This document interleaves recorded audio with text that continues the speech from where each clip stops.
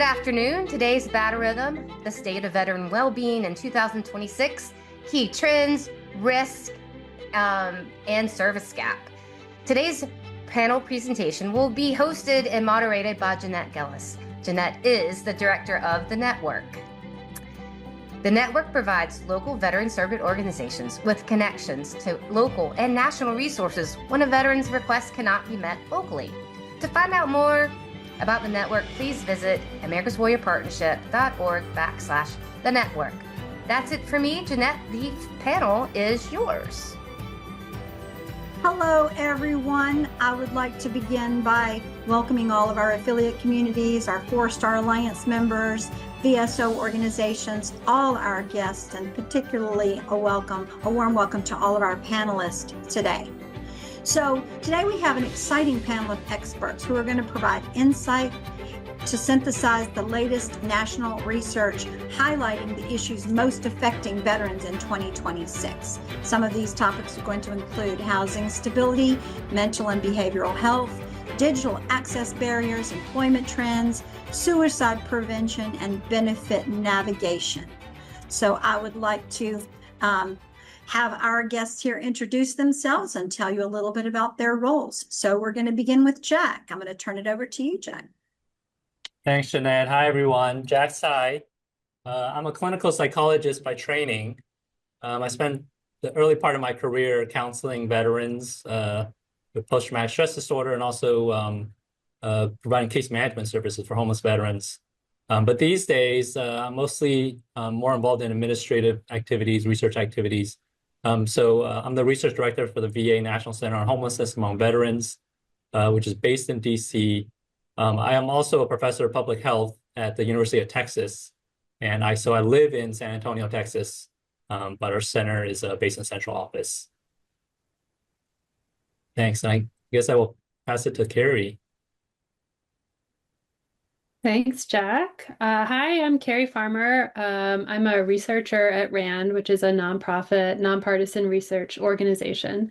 I direct our RAND Epstein Family Veterans Policy Research Institute. And as part of the institute, we conduct research related to all aspects of veteran well-being. So veteran health and healthcare, veteran families, veteran education, veteran employment, and really try to understand what types of policies and programs might best improve the lives of those who've served and their families. I've been at RAND for 17 years. My background is in healthcare research, but as I said, the Institute itself focuses on broadly veteran well-being. So I'll turn it over to Tim. Great. Thank you, Carrie, and welcome everyone who's on the call. I'm Tim Sheppard. I'm the president of the National Association of State Directors Veterans Affairs. We really interface with our primary partner, the VA. Our business is all about helping veterans, families, survivors, and caregivers get the benefits that they've earned. I am also the executive director for the Wyoming Veterans Commission. That's the organization that's a part of NASDVA, the 501c3. Prior to this gig, I was in the Army for 40 years, Army and Army Guard, about 25 in the Guard, 15 active duty. And I think with that, I'll turn it over to Dana. Thanks, Tim. Hi, I'm Dana Dreckman. I'm with Wounded Warrior Project. I'm the Vice President of Warrior Experience, and I've been with the organization a little over 16 years in a variety of roles from program to delivery to fundraising. But my current seat and responsibility oversees 2 integrated distinct teams. One, obviously, that is very heavily focused on the warrior's experience within Wounded Warrior Project, making sure that we're getting the right program, the right warrior into the right program at the right time. And then my other arm is our data and analytics side of the house. That team is the ones that are responsible for kind of our smaller research arm that we have, as well as measuring all of the impact that our programs are having, which really help guide our decision making in terms of our program portfolio and what we should be focused on to make sure that we're meeting the ever-changing needs of those that we are serving. And just really happy to be here today. So I'll pass it back to you, Jeanette. All right. Well, thank you all for that. And I'm glad to have you here with us. Our discussion today is going to end around 3:15. So we've got a little bit over an hour to share our thoughts and experiences with each other. As we go along, if you have any questions that you would like to add or thoughts you'd like to share, please place them in the chat box. We'll address the question throughout the panel and at the end of the panel session as time allows. So my first question is going to be for Carrie. There are some misconceptions about veterans' well-being with the idea that veterans as a whole are struggling. How can we change this narrative? Thanks, Jeanette. Yeah, I think we often hear, and there are lots of headlines about all of the ways in which veterans are having a hard time. We focus a lot on on the population of veterans that are struggling, and of course, this is a population that we need to continue to be deeply concerned about and continually addressing things like suicide. And mental health problems and homelessness. And these are all things that, of course, we need to continue a lot of effort on. But the reality is that this is not the majority of veterans. Those who have those problems are a minority of veterans. The majority of veterans transition successfully out of military service. Veteran unemployment at the moment is slightly lower than non-veteran unemployment rates. Veterans come back to their communities, provide a lot of leadership and social glue to their communities. And so I think one of the things that I've thought a lot about in my role with the Veterans Policy Research Institute is how do we tell the broader story and use data to talk about the overall population of veterans and the strengths that veterans bring to their communities, to their workplaces. And some of that is through data. So we have a lot of anecdotes are really powerful, and the power of stories are really go a long way. But that is really just a very limited, a narrow view of reality. It is an individual's experience. So as a researcher, I really think a lot about how can we bring data and analysis to bear on really describing and exploring the broader experience of the veteran population as a whole in this country. Go ahead, Jack. Okay, thanks. I think Carrie makes some good points. Want to also just let our audience know there's something called the healthy warrior effect. And they've found basically people that are deployed often have healthier outcomes than those who are not deployed. So you would think, if you're deployed, you're kind of exposed to various traumas in the military, in combat. But it seems like the data suggests, in fact, there is a healthier war effect. That doesn't mean everybody is healthier, but in general, as a whole, those who are deployed do seem to be healthier. So that's, I think, something to note. I'll just note something else, which is we've done some studies on post-traumatic growth. And so it's not always one or the other. So somebody could have some mental health problems, but they could also be thriving in other ways. And post-traumatic growth has been studied, and basically it's a phenomenon where veterans experience post-traumatic stress, but they're also reporting greater appreciation for life, a greater sense of purpose, more meaning in their lives because of their trauma. So there's some psychological growth that comes from that. So I think that's also important to know. Kind of there's two sides to the coin with military exposures. Yeah. Tim, you look like you had something to share. I did. I appreciate what both Carrie and Jack had to say there. I guess the first thought that goes through my head when I hear that question is define struggling. Because obviously one veteran who attempts suicide is a struggling veteran.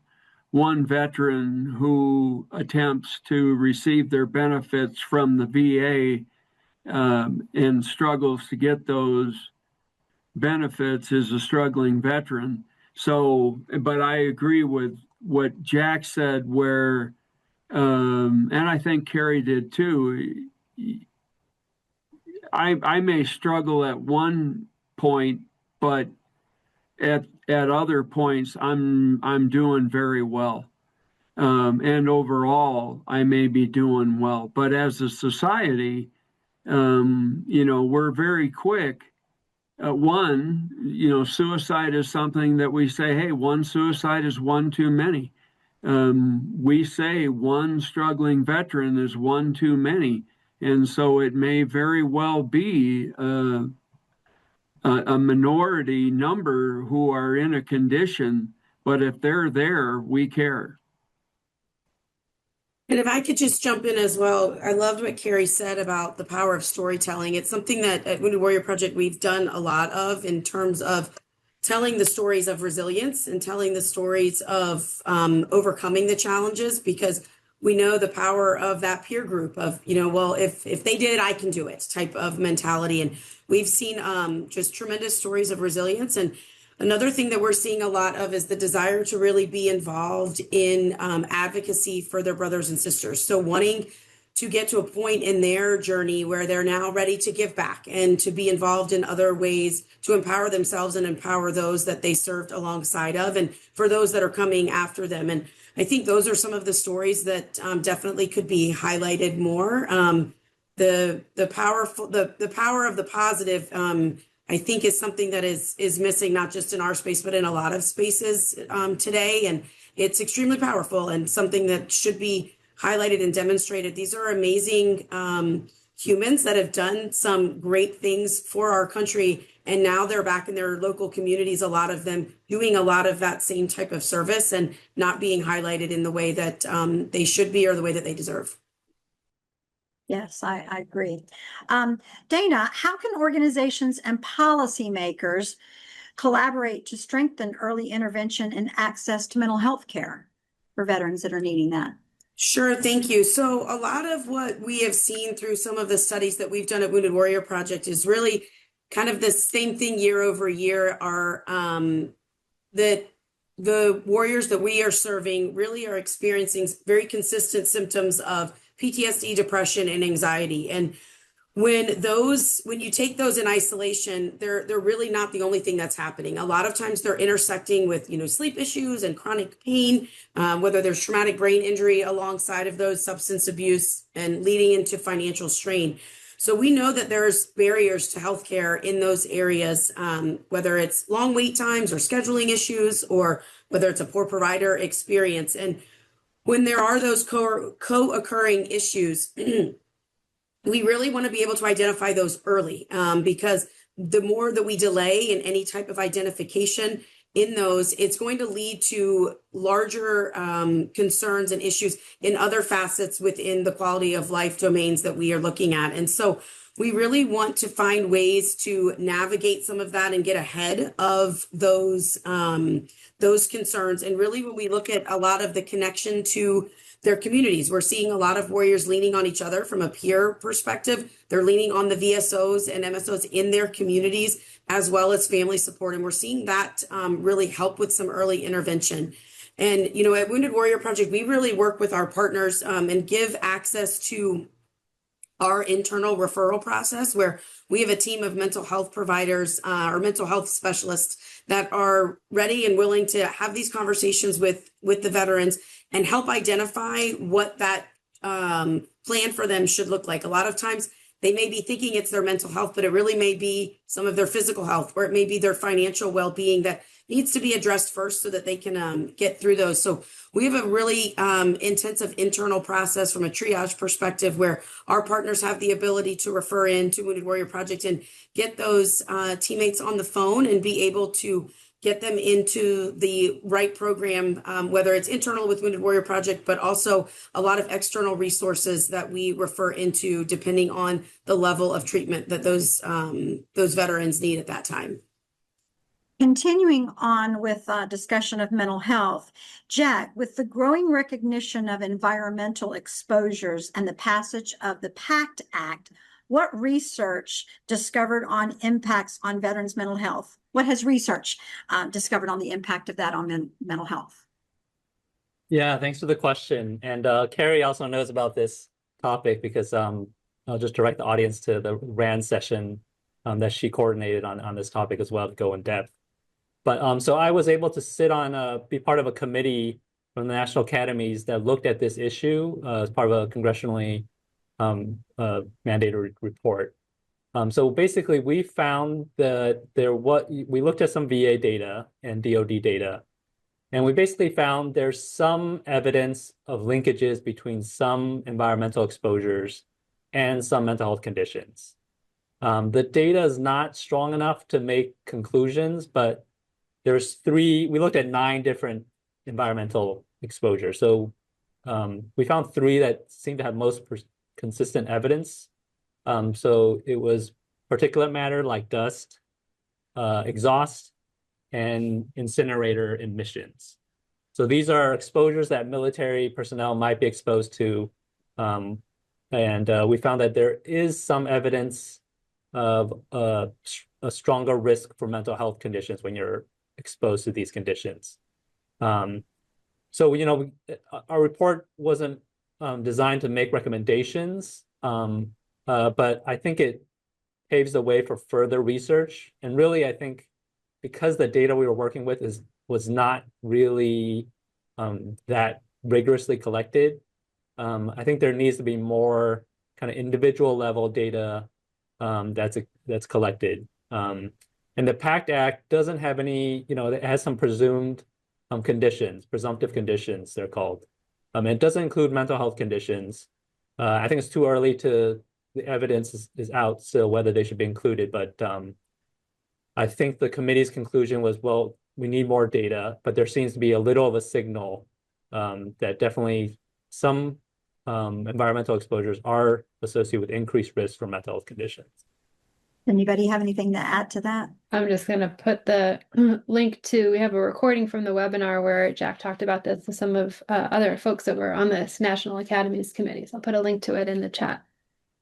Oh, thank you, Carrie. That'll be very interesting to check that out. So thank you.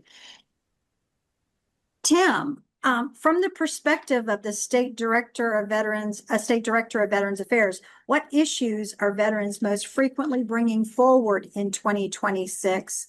And where do you see the greatest gaps in federal programs and state or community level capacity to meet those needs, whether they be mental health needs or housing needs or benefits or any of those things? Yeah, well, thank you for the question.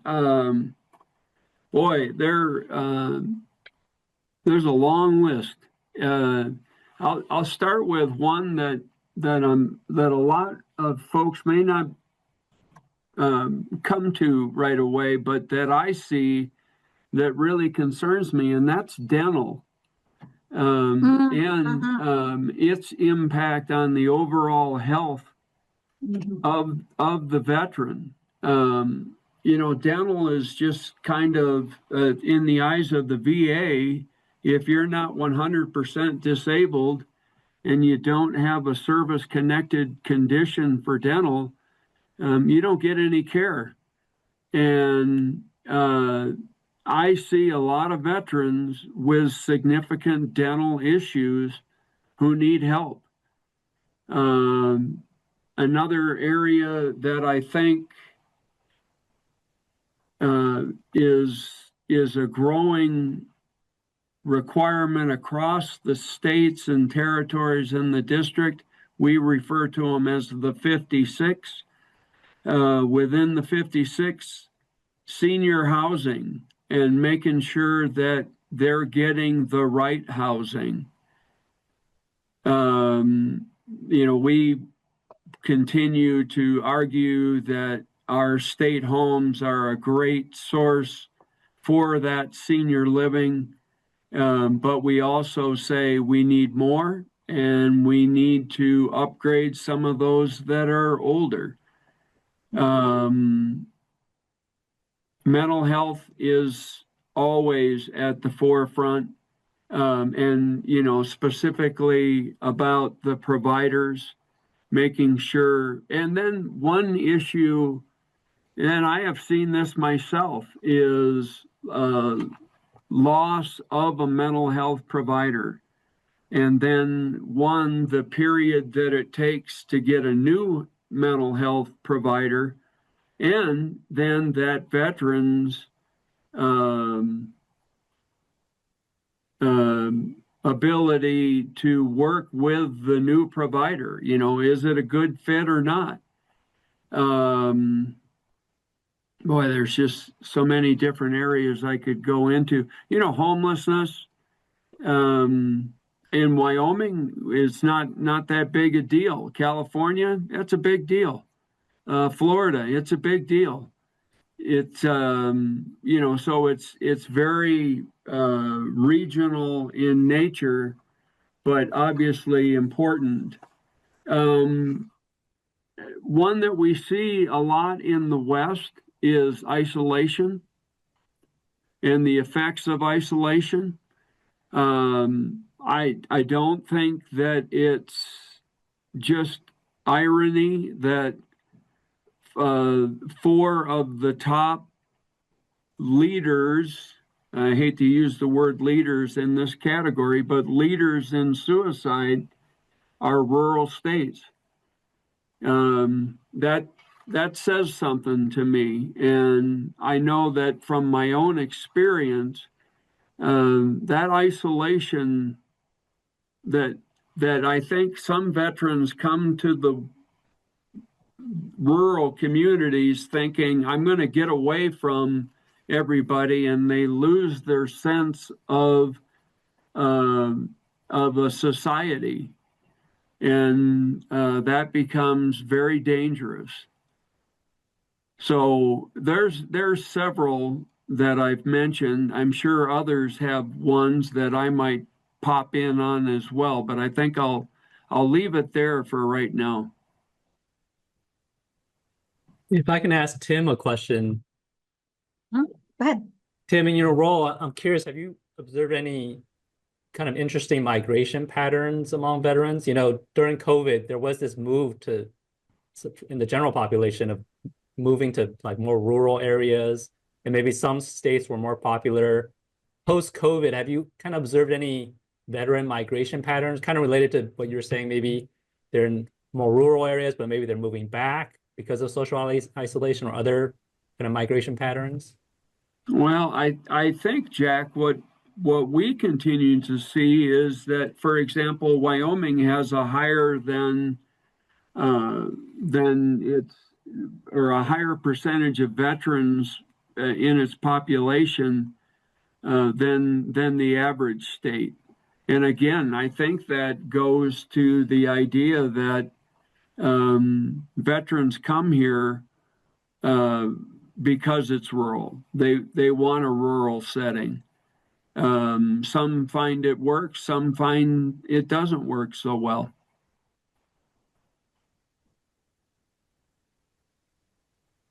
I do think. Thank you for highlighting. Go ahead. I'm sorry, I Carrie. just want to reflect on Jack's question too. I think it's an interesting thing to look at across the country, like what are the demographic changes in different parts of the country. I think there have been some studies that are showing that there are veterans are moving sort of out of the Northeast more to South and Southwest states, and then that has sort of, as we look to the future, these types of demographic changes and the changes to the veteran population as a whole, in terms of Tim, as you noted, a need for senior housing, the aging of the veteran population as well. So thinking about how do we provide the right resources for the right veterans in the right locations all across the states and territories is very challenging, especially when there's a lot of change going on. Yeah, and I did want to add, Jeanette, I completely forgot about caregivers. What a big issue that presently is, and it's only going to grow. I know in Wyoming and I think I can speak for the 56. we're not even sure what the requirement is right now for caregiver support, let alone ensuring that we have the right support. So a lot of work to do when it comes to caregivers. I agree. Carrie, what do we know about the well-being of veteran families and how they differ from non-veteran families? So we did a study this past year looking at veteran families, and I will put a link to that. And I will say all of Rand's research is publicly available, open for everyone to read. And I'll put a link to that study in the chat when I have a moment. But I think one of the things, and there was a question in the chat too about a statistic that surprised me about veteran families. One of the things, and it sounds really obvious when you stop to think about it, but it was whenever we've talked about it, it has been sort of an obvious surprise to people, is that more veteran families that are where there's it's a married couple got married after military service than got married during military service. And so this has a lot of consequences for what we think about how we support veteran families and what how we think about veteran spouses in particular. So we know that those who got married during their veterans' military service were military spouses, and so had the support of a military community, were part of the military spouse community, sort of experienced military life along with their veteran. But for the majority of veteran families where the marriage occurred after military service, after separation, that spouse did not experience military life and really does not have did not walk through that with their veteran. And so the information needs of that spouse are going to be quite different than for a spouse who was a military spouse. And so that spouse, in supporting their veteran, may need additional types of information, different types of outreach to really understand the benefits that might be available to their family in ways that a veteran spouse who is also a military spouse may have a different network and sources of information. So that was a sort of an obvious finding that also was surprising at the same time. So I think we've got a research question here. Is there any research on the impact of large-scale natural disasters, hurricanes, earthquakes, major floods, on veterans' mental health, housing, and economic security? So we're going to send that question over to you, Carrie, while we're here. Yeah, I don't know something specific about that. We were thinking about that a lot with the fires in California last year, and particularly how that might impact rates of housing instability and homelessness among veterans who may have been instably housed and have fewer housing options or have their housing affected by that. Jack, I don't know if you know of housing related research from natural disasters. I think there is a National Academy's report on the topic. Let's see if I can find it and put it in the chat. I think it found, as expected, there are sometimes displacement that occurs with natural disasters. I'll also mention there is work that the VA has done on PTSD from natural disasters. We think of veterans being maybe exposed to military traumas, but everybody's exposed to all kinds of traumas, including veterans. And so there is PTSD research on veterans who experience all types of traumas, including natural disasters, which can be a really traumatizing experience. Okay. Thank you. Dana, what do you see as the biggest barrier veterans face when trying to access high quality VA or community-based care for complex physical and mental health needs to include PTSD and trauma? Yeah, so one of the things that the trends in the data are really showing us is that there's not a single issue that that many of our veterans are dealing with, or the challenges that they have. And it really speaks to this opportunity to really ensure that our systems are addressing this complex nature of really addressing the whole health and the whole well-being of those that we're serving. And that idea of kind of, centralized care and coordination and the patient advocacy can really help empower veterans as they're navigating this care. And the ability to share that information is critical if we're really going to have the ability to address these complex situations that warriors find themselves in. And part of that is so that they don't have to repeat what is going on. We know that, you go to one care provider and you're saying what's going on. You go to another care provider, you have to repeat that story. And a lot of times that is causing additional trauma for warriors to continue to go through this repetition. And there can be confusion. And then within the mix of handing things back and forth, there's, sometimes dropped handoffs and, leading to warriors and veterans really feeling that they don't matter and that they aren't cared for. And so really trying to get ahead of it in terms of IDing those veterans that have these complex concerns and challenges that they're facing, and really being able to put the supports in place on the front end so that we can establish some of that care before some of these issues really begin to escalate. And so one of the ways that we've really looked at this is we have a program with our complex care coordination team where we're dealing with warriors that are dealing with these complex challenges. And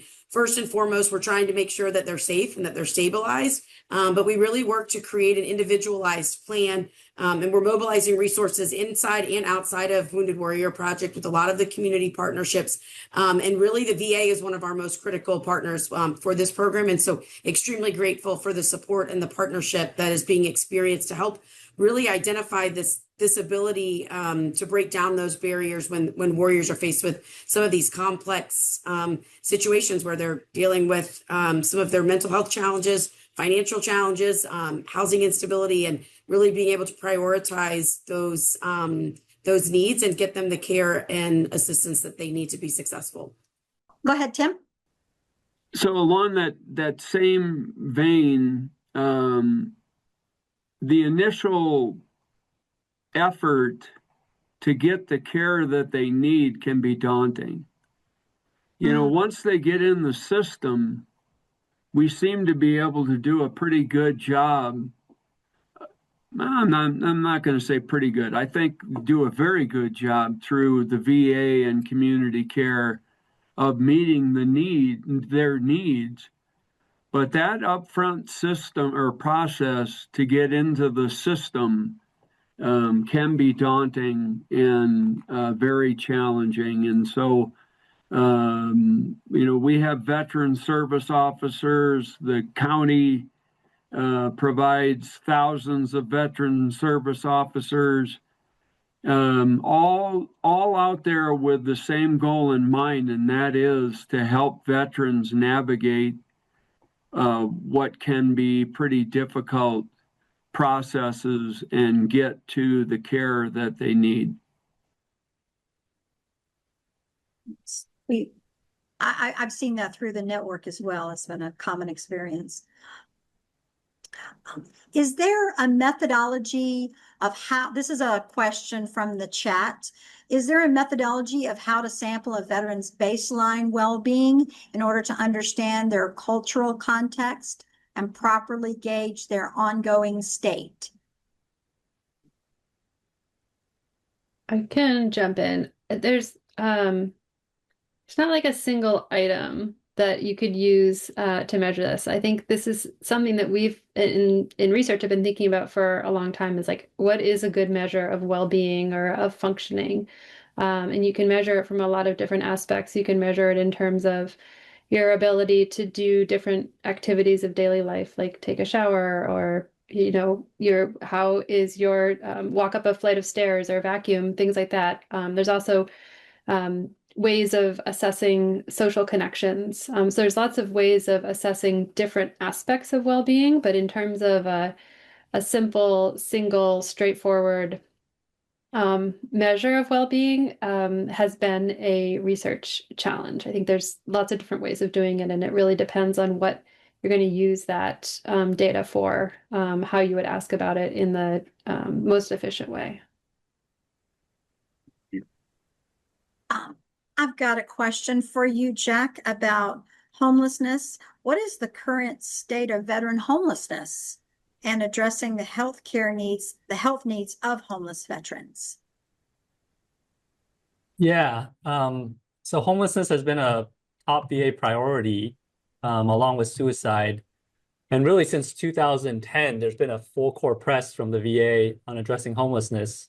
And we're happy to report, I mean, there's been a lot of progress. So veteran homelessness, based on the last count, the annual point in time count where we count homeless veterans at different communities across the country. So veteran homelessness is at its lowest level in recorded history. So I think that's quite an accomplishment. There's been a over 50% reduction since 2010. And that's really particularly striking because the homelessness in the general adult population is actually at its highest level. So that sharp contrast with veteran homelessness being at its lowest level, while other adults is at its highest level, really kind of demonstrates how far we've come with veteran homelessness. So I think the VA gets a lot of credit, along with all kinds of community partners, because VA works a lot with various communities and provides grants as well to work with them. So I think, there's still work to be done. The last count is there's like about 30,000 homeless veterans on a given night. That doesn't mean across the whole year, but just on a given night. So I think VA is continuing to provide homeless assistance. But in addition to that, there's a lot of effort to help provide health care and some of the long-term needs, because housing veterans is one thing, having them achieve well-being is another. And we have found just because you provide housing doesn't mean their addiction problems and their mental health problems all of a sudden disappear. So there's a lot of efforts now to help make sure they're connected to primary care and also to mental health treatment. So that work is kind of continuing. And I think it's going to be kind of the next chapter in VA's work to address homelessness and housing instability. Does anyone else have a thought on that they want to share? Oh, Okay, Tim? thank you, Jack. That's refreshing, and it's just great to hear. And I think it is due to a lot of factors. I'll just tell you a quick war story about what was a potential homeless veteran, and it really surprised me. And I talked to a veteran who told me he was 2 years in arrears on his non-VA home loan, and immediately said, "Oh no, this is trouble." And so I immediately looked for that safety net wherever it was. Where's the safety net that would keep this veteran in his home? And what I finally found was, well, it was very local.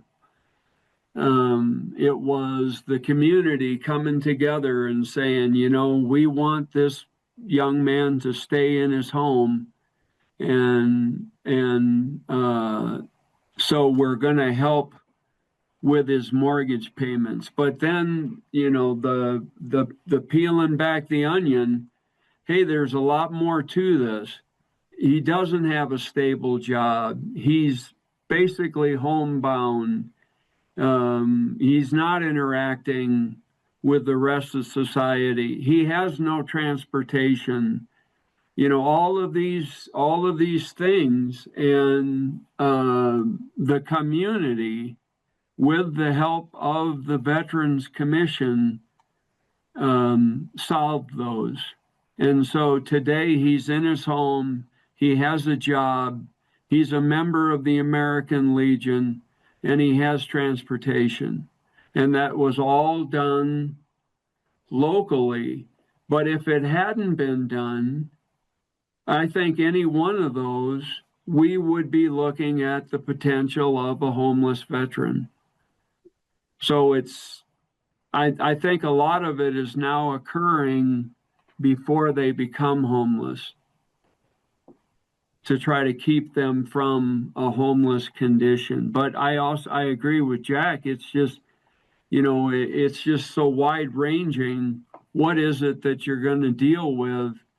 I've talked to some homeless veterans who I walked away from the conversation and said, I don't know what they just said to me. I can't even understand what they're saying. They're talking in gibberish, and I feel terrible because I don't know how to help them. And definitely outside of my, strengths to help them. So I know there are some really tough cases out there that we have to deal with. So Tim, we agree with you here at America's Warrior Partnership. We also see that help in the local community and from local is really the best chance that you have of grabbing that veteran and getting them connected to resources and really making that bigger difference. But how can a stronger coordination between federal, state, and community partners improve the outcomes for veterans? And how could the state directors encourage that collaboration? How could we all work together a little more closely? Well, I think it takes personal effort. I think you have to be willing to take on that challenge. I know that in Wyoming, 2 years ago, we started what we call a veteran symposium.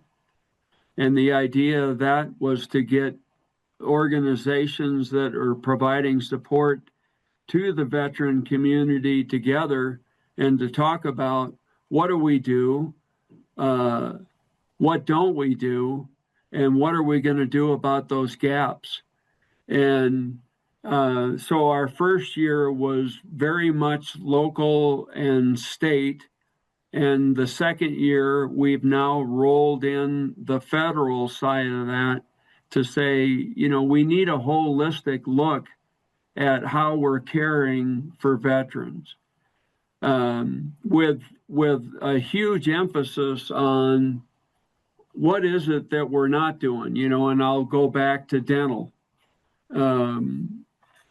Because of the symposium, we now have dental clinics in and around Veterans Day provided by the dental providers to the veteran community.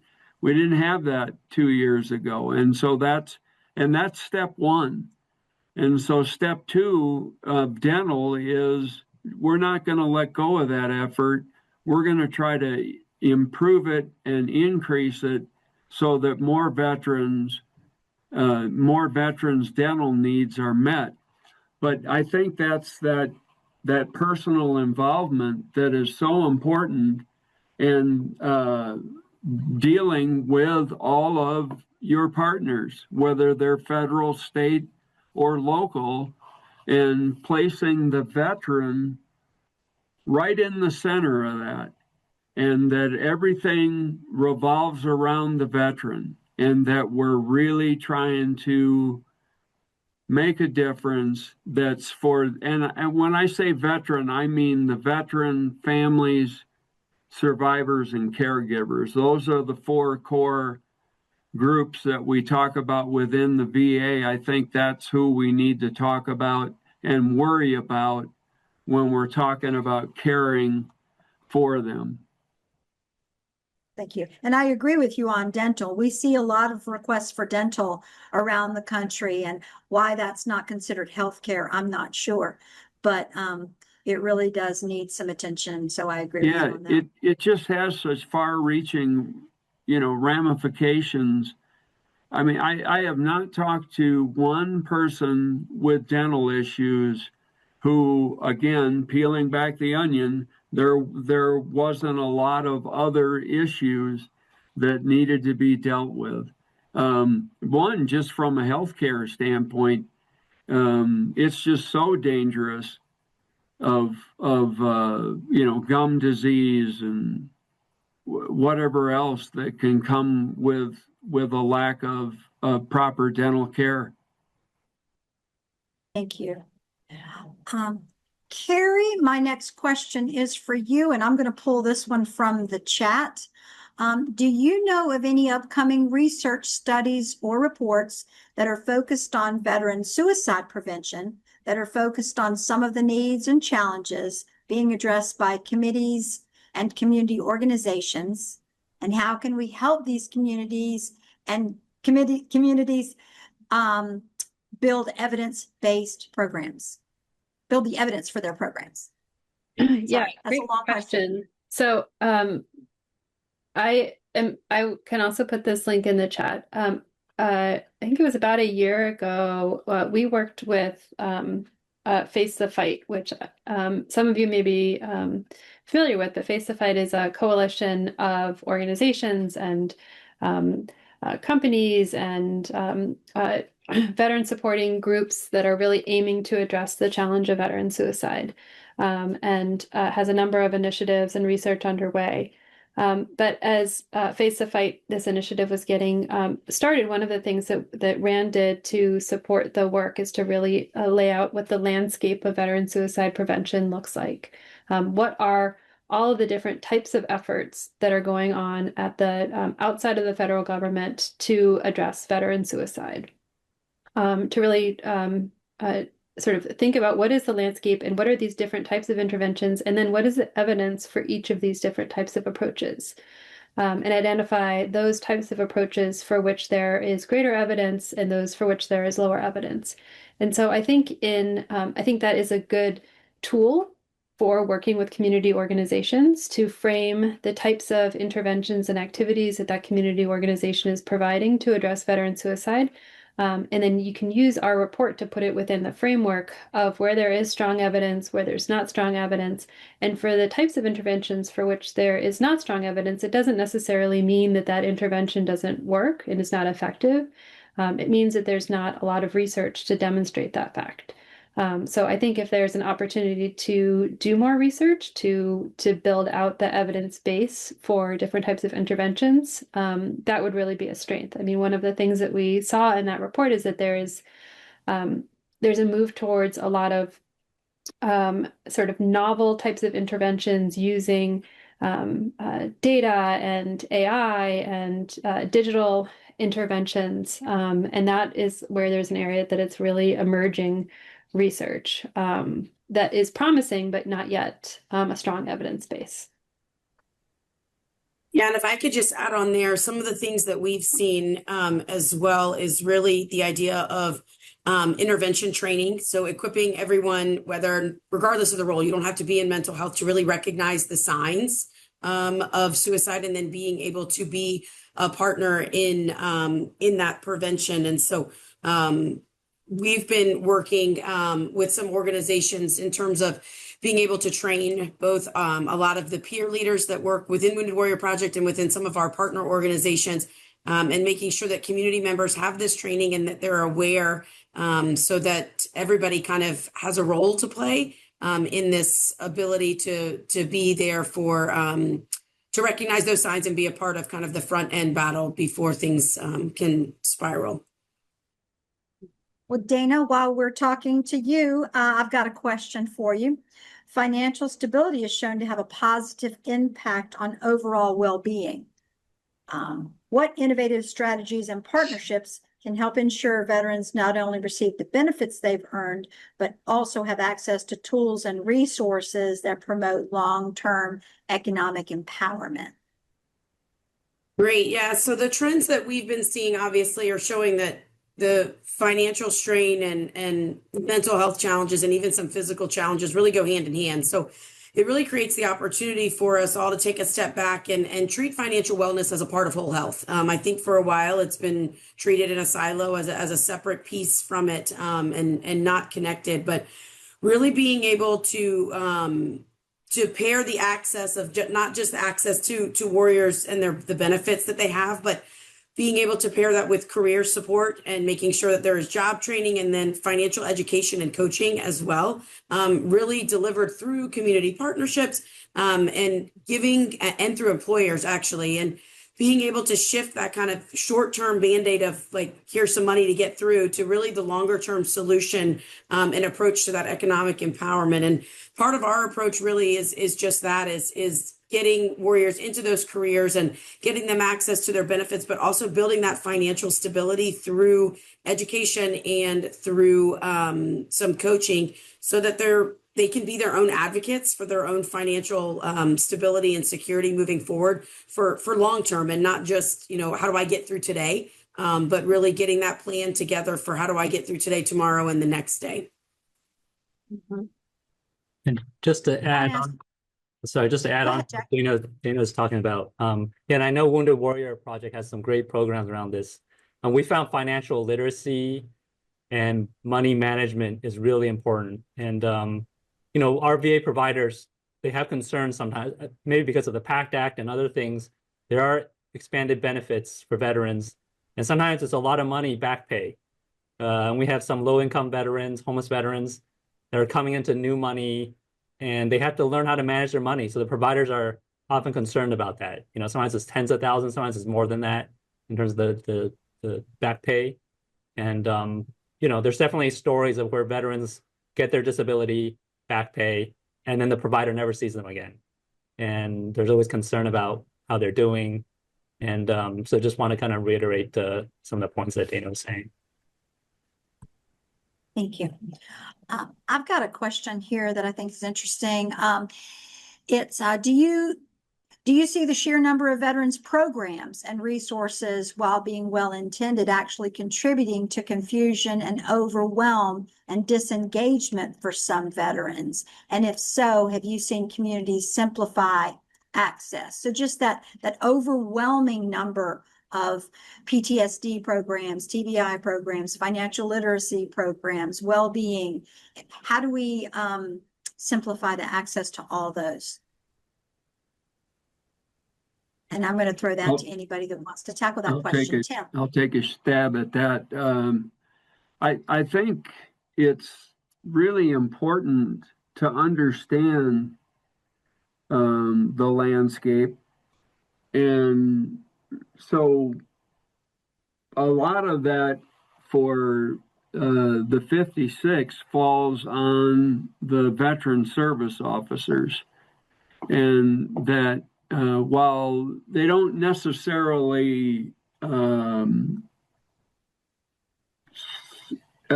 simplify the access, they centralize it and try to become one-stop shops for the veteran, recognizing that there are a lot of different capabilities out there, well-intentioned capabilities out there, but to try to understand those and then bring them to bear based on the needs of a veteran.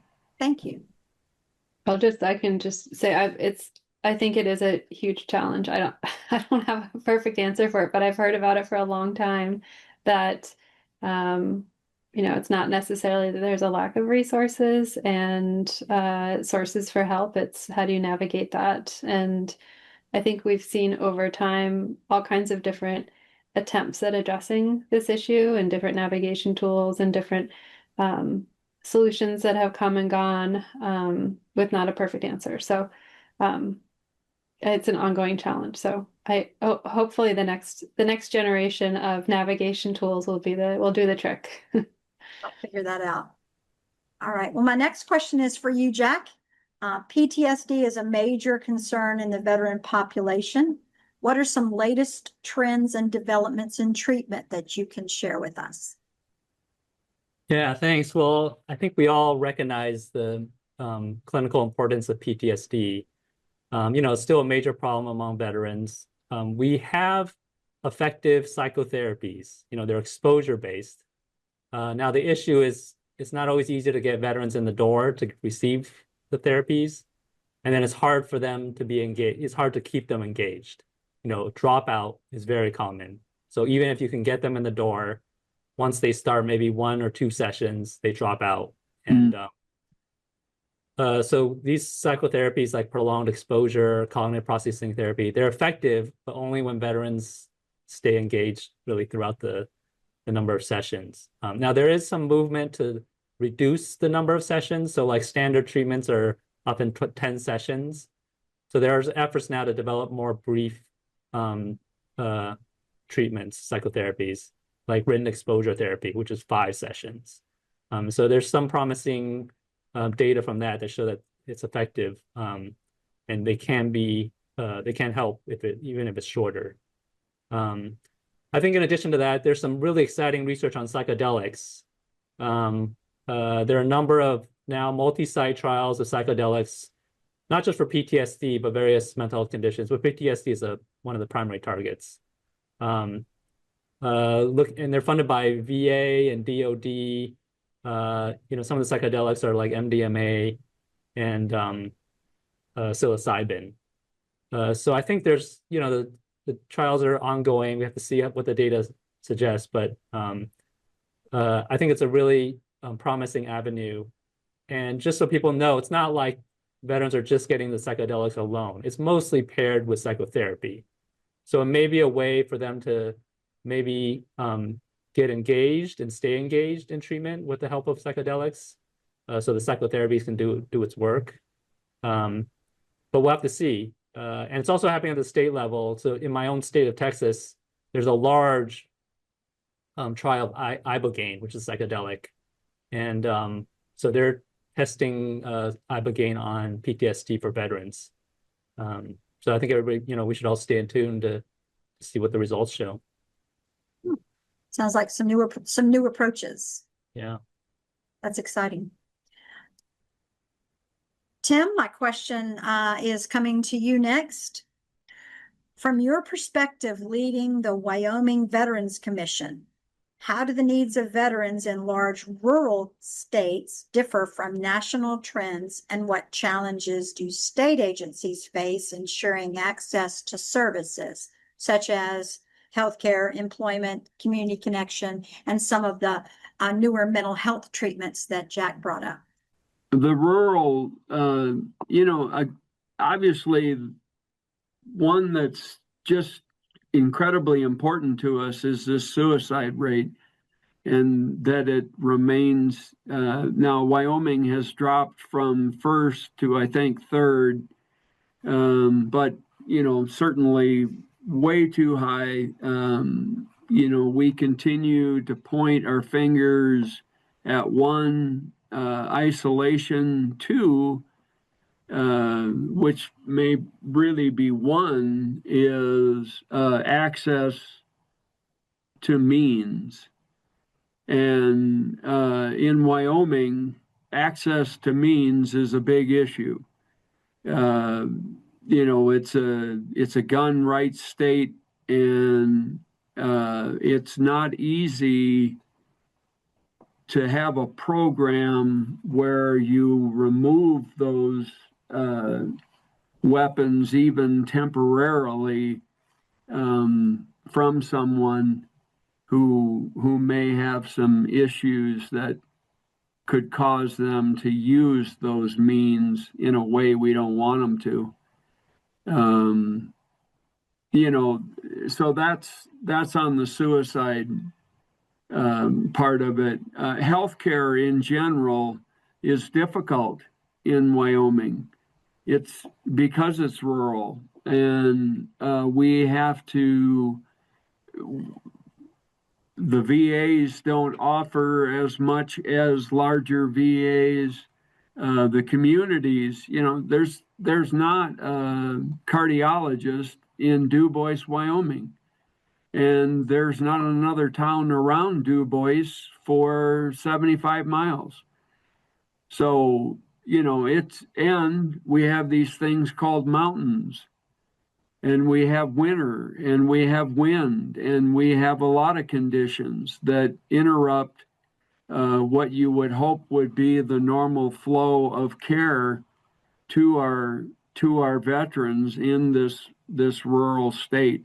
But that healthcare access, I think, is second to suicide in Wyoming. Of how do we make healthcare accessible to the veteran in a way that's meaningful to the veteran. Thank you. Well, I'm going to throw out a question for whoever wants to answer this one. This is a question that came from pre-registration. So folks that registered wanted to have somebody answer this question. What are some of the positive things happening in the veteran community? I know we've discussed a lot of difficulties and problems and things that we're struggling with. Jack brought up the new emphasis, the new focus on psychedelics being a potential for PTSD. What are some other positive things that you're seeing? Well, I'll be happy to go. We have seen a lot of positives. I think this idea of a veteran symposium is catching fire. I know we originally took that from another state and ran with it. I think that goes a long way to understanding, what resources are available, where you have redundancy, more importantly, where do you have gaps, and what is it that you can do to fill those gaps. I think it causes you to do all of that brain work.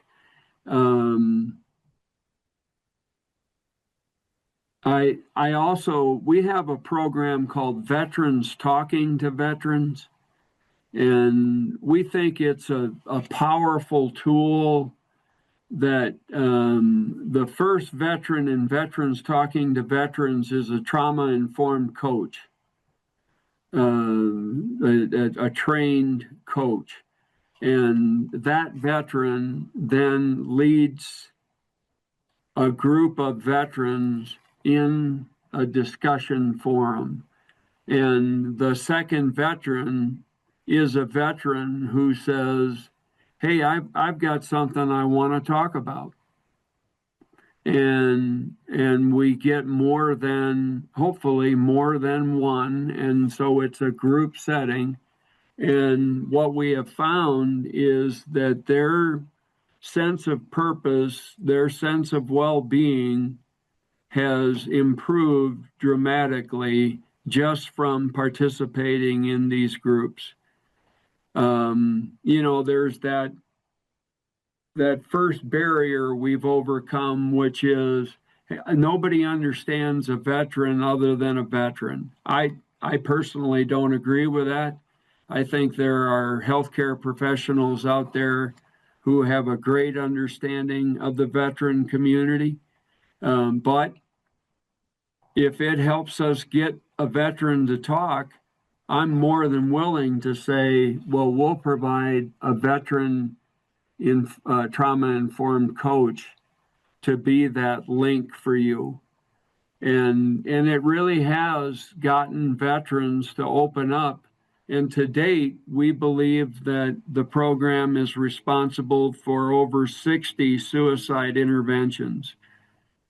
And that's huge. That's, the program's been around for about 4 years.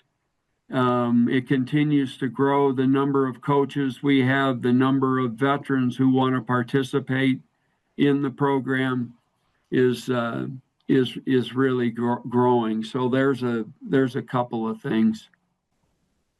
That sounds like a wonderful effort to address some of the isolation that you were talking about. Absolutely. I think in general too, something positive is just the decrease in the stigma to talk about mental health challenges and what really results after veteran service. And I think that, it's been a slow progression towards having the ability to talk about it, and just the constant conversation, things like this, and hearing more and more veterans talk to each other about the challenges and being willing to intercept. And we have a portal that we utilize for those that are members of Wounded Warrior Project, where we have some kind of like forums where they can talk to each other, and to see them jump in and help each other. I think those are the types of positive things that are only possible because we are destigmatizing the ability to speak about where there are challenges. You don't have to be tough all of the time. There's a time and place to be tough, but there's also a time and place to raise your hand and say, I need help. And I think that's something positive that's happening. And it's definitely been a slow transition, but I think forward progress is forward progress. I agree. Yeah, I see some progress in the transition process too. I know, we've identified that I think across the 56, we've identified that the transition assistance program offered by several different players just isn't exactly what we need. It's a tool. It can be a good tool. It does help thousands of veterans transition back into civilian life. But what we've come to the conclusion of is that we need something on the veteran side.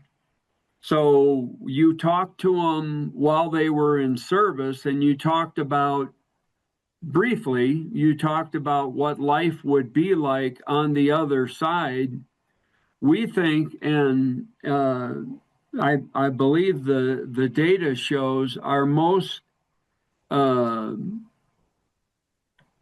not coming up with the right word, but so veterans in their first year after service are the most vulnerable to suicide. And we think that what we really need to do is to provide training or opportunities to talk about, now you're on this side and it's real. And you've been walking in these shoes for 3 to 12 months. Let's talk about education opportunities. Let's talk about employment opportunities. Let's talk about VA benefits, healthcare, all of these, housing, all of these things that become issues.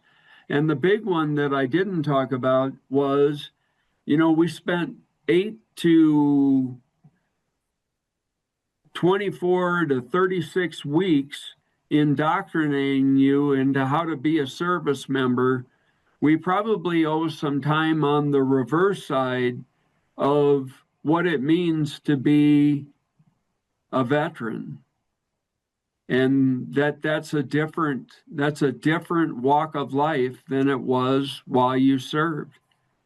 So a lot of good work coming along in how we're going to do that and how we offer that to our new veterans and help them in that transition process.